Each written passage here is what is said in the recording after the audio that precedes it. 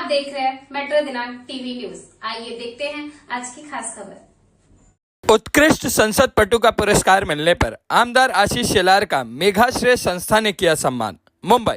भारत की राष्ट्रपति श्रीमती द्रौपदी मुर्मू के हाथों उत्कृष्ट संसद पटु का पुरस्कार प्राप्त करने पर मुंबई भाजपा अध्यक्ष एवं आमदार एडवोकेट आशीष शेलार का आज मुंबई महानगर की एक प्रतिष्ठित सामाजिक संस्था मेघाश्रय द्वारा खार जिमखाना में आयोजित एक भव्य कार्यक्रम में सम्मान किया गया। इस अवसर पर संस्था के चेयरमैन सीमा सिंह ने आमदार आशीष शेलार को भगवान गणेश की प्रतिमा और संविधान की प्रति देकर सम्मानित किया। कार्यक्रम में सीमा सिंह के पति और समाज सेवक MK सिंह तथा राहुल कनाल भी उपस्थित थे। सीमा सिंह ने इस अवसर पर कहा कि इस पुरस्कार से बांद्रा पश्चिम विधानसभा का गौरव और सम्मान बढ़ा है। शेलार जी की जन समर्पित कार्यों के आधार पर उन्हें यह पुरस्कार मिला है। आमदार आशीष शेलार ने पुरस्कार मिलने पर अपनी जिम्मेदारी को और बढ़ा हुआ बताया और कहा कि इस पुरस्कार ने मेरी जिम्मेदारी और भी बढ़ा दी है। अब मैं विकास कार्यों को और भी तेज गति से बढ़ाने के लिए प्रतिबद्ध हूं। उन्होंने मेघाश्रय संस्था के इस सम्मान के प्रति आभार व्यक्त करते हुए कहा कि ऐसे सम्मान उन्हें प्रेरित करते हैं। इसके अलावा उन्होंने महिलाओं के सर्वाइकल कैंसर के उपचार के लिए सीमा सिंह के प्रयासों की भी सराहना की और कहा कि इस दिशा में उन्हें जहां भी मेरी जरूरत पड़ेगी एक भाई की तरह मैं उनके साथ खड़ा रहूंगा। आइए देखते हैं मेट्रो दिनांक टीवी न्यूज पर इस कार्यक्रम के दौरान उपस्थित लोगों ने क्या कुछ कहा इस रिपोर्ट में। आपल्याला संसद उत्कृष्ट संसदपटू पुरस्कार मिळाल्यानंतर पहिल्यांदा आपला बांद्रा पश्चिम मध्ये सन्मान होते का? महाराष्ट्र विधिमंडळाच्या वतीने 2019-20 सालचा उत्कृष्ट संसदपटू हा पुरस्कार माननीय महामहिम राष्ट्रपती द्रौपदी मुर्मूजी यांच्या हस्ते मिळाला। स्वाभाविकच आहे, मुंबई आणि विशेषतः माझ्या मतदारसंघातील सामान्य माणसाचा आवाज महाराष्ट्राच्या विधानसभेमध्ये त्या ठिकाणी मांडण्याची संधी विविध आयुध वापरून मी करू शकलो। याचं कारण या नागरिकांनी माझ्या बाजूने केलेला आपला आशीर्वाद आणि मतदान या रूपाने मी त्या विधानसभेपर्यंत पोहोचू शकलो। आणि आज या ठिकाणी मेघाश्रय नावाच्या संस्थेच्या वतीने माननीय सीमा सिंगजी, राहुल कनालजी आणि मिस्टर सिंग या सगळ्यांनी मिळून खार जिमखाना इथे आमच्या विभागातील नागरिकांच्या वतीने हा पुरस्कार मिळाला म्हणून त्याबद्दलच्या अभिनंदनाचा कार्यक्रम समारोह केला। आणि स्वाभाविकता जनतेशी मतदारांशी त्यांच्यासाठी आतापर्यंत काय करू शकलो आणि काय करणार आहे या विषयाचा संवाद मी केला आणि त्यातून एक सकारात्मक ऊर्जा पुन्हा एकदा मुंबईसाठी आणि मतदारसंघासाठी काम करण्याची ही मिळते आणि ती मिळाली याबद्दल मी आयोजकांचा मनापासून धन्यवाद देतो। ज्या पद्धतीने ज्यावेळेस आपले मतदार कोऑपरेटिव हाउसिंग सोसाइटी को अब दादर तक नहीं जाना पड़ेगा, बांद्रा में ही व्यवस्था खड़ी कर दी, लोगों की सुविधाओं निर्माण करना, ये सबसे बड़ा है। भाभा हॉस्पिटल तो पहले से था और वो हमारे उस तबके को, उस परिवारों को राहत देता था हेल्थ की तकलीफों के लिए। लेकिन जब मैं 2015 में वहां गया मैंने देखा कि अरे यहाँ गायनेक वार्ड ही नहीं है। यहाँ बांद्रा, खार, सांताक्रूज, पार्ला, अंधेरी, समझो अंधेरी और पार्ला तो कम से कम ऊपर जा सकते हैं। यहाँ पे कोई भी मेरी बहन अगर उसको ये व्यवस्था चाहिए आफ्टर प्रेगनेंसी और इन द प्रेगनेंसी तो उसको यहाँ से जाना पड़ता है वाड़िया परे। 2014 के बाद ये व्यवस्थाओं पे हम जूझ गए। हमने उसी भाभा में एक प्लॉट खाली किया, उसमें बजट अलोकेशन कर लिया, प्लान अप्रूव कर लिया। आज 1 लाख स्क्वायर फुट की नई building, 3 operation theatre, gynaec ward, बच्चों के लिए वार्ड, ICU, NICU और 150 बेड, एक नया भाभा हॉस्पिटल का विंग अगले हफ्ते में ओपन हो रहा है। ये जनता की सेवा के लिए ये अवार्ड हमको मदद करता है। मैं गजरबाद के गलियों में घूम रहा था, आप में से कितने लोग गए मुझे नहीं पता। बहुत डेंस स्लमस है, रोड से लेकर समुद्र किनारे तक आप जाओ तो एक समय पर 2 व्यक्ति नहीं चल सकते आमने सामने। दुर्भाग्य से किसी की डेथ हो जाए तो अंदर गली के आदमी को अपनी घर के परिवार की डेड बॉडी भी रास्ते तक लानी है तो वो स्ट्रेचर पर भी नहीं ला सकता, ना परंपरागत खांदे पर ला सकता, क्योंकि उतनी विड़ती नहीं है। उसको कोई ना कोई कपड़े में या चादर में आड़ी टेढ़ी करके वहां तक लाना पड़ता है। ऐसी गलियों में लोग रह रहे हैं। और चल रहा था तो मैंने सुना चलते चलते एक घर से इतना जोर से चिल्लाने का आवाज किसी बच्चे के रोने का आया, तड़प रहा है मानो, और उसका दुख उसको सहन नहीं हो रहा है, उस तरीके से फूट फूट कर रो रहा है।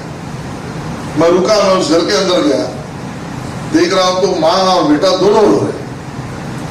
मैंने माँ को पूछा क्या हुआ, तो उन्होंने कहा ये बीमार है।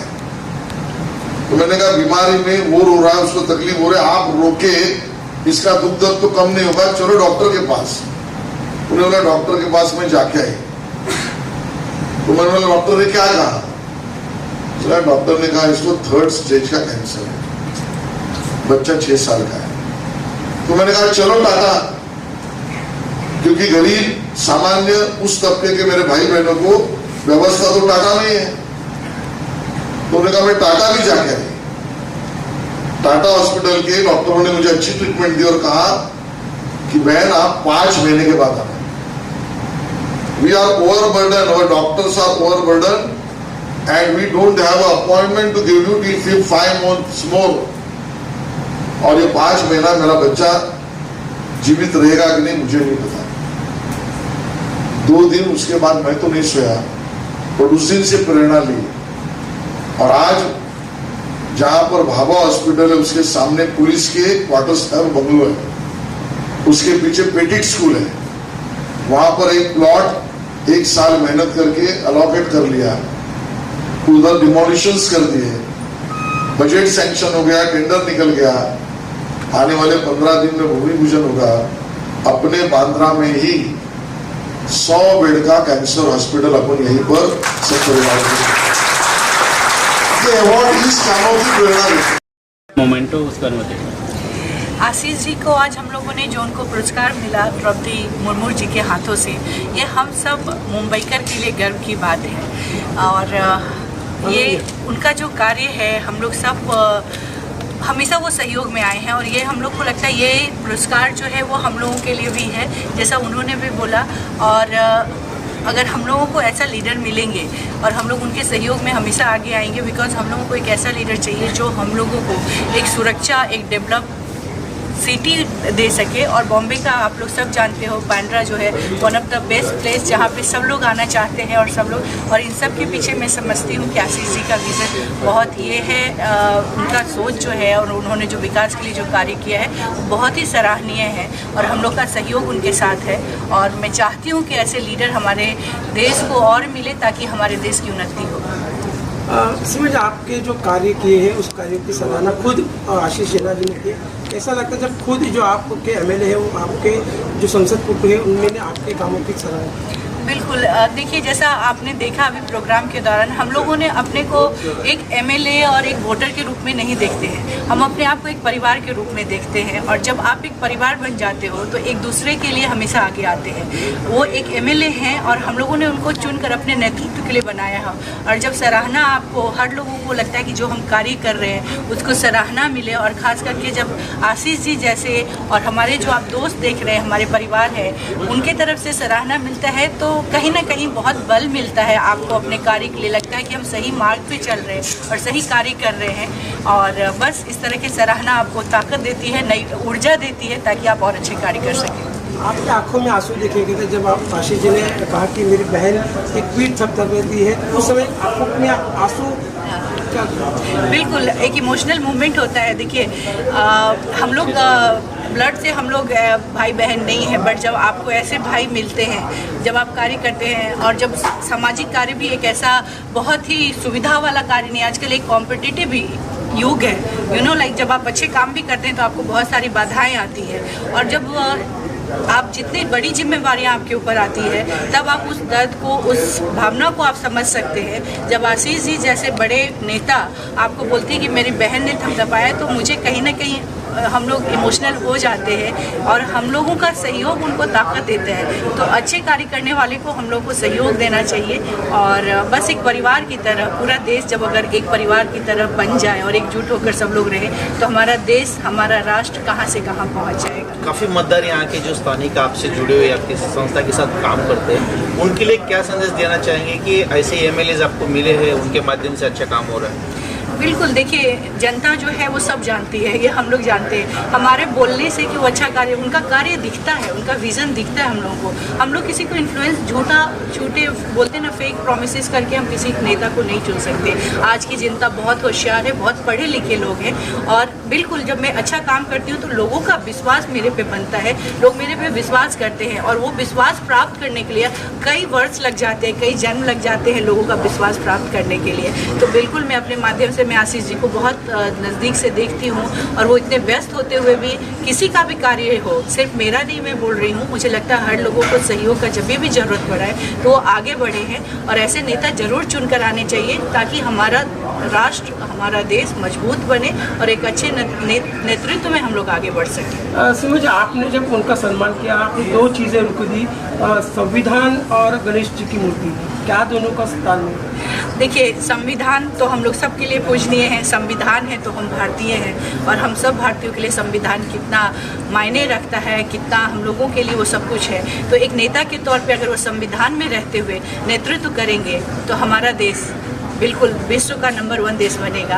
और कल गणपति बप्पा आ रहे हैं, हम सब महाराष्ट्रियन के लिए, हम सब देशवासियों के लिए बहुत ही शुभ घड़ी है। तो ये एक नई शुरुआत है, नई ये है, जैसे उनको आज अवार्ड मिला और आने वाले इलेक्शन में उनको नई शक्ति और ऊर्जा मिले और ये गणपति मैंने इसलिए उनको भेंट की और संविधान में वो रहकर कार्य करें, ये हमारा इसके पीछे मेरा विचार था, उनको संविधान और गणपति देने का। उन्होंने दो बात यहाँ पे काफ़ी काम की, एक तो हेल्थ के बारे में और स्पोर्ट्स के बारे में कि आने वाले समय में यहाँ से काफ़ी बड़ा स्पोर्ट्स के लिए एक मैदान मिलने वाला है, कैंसर जैसे हॉस्पिटल्स मिलने वाले हैं।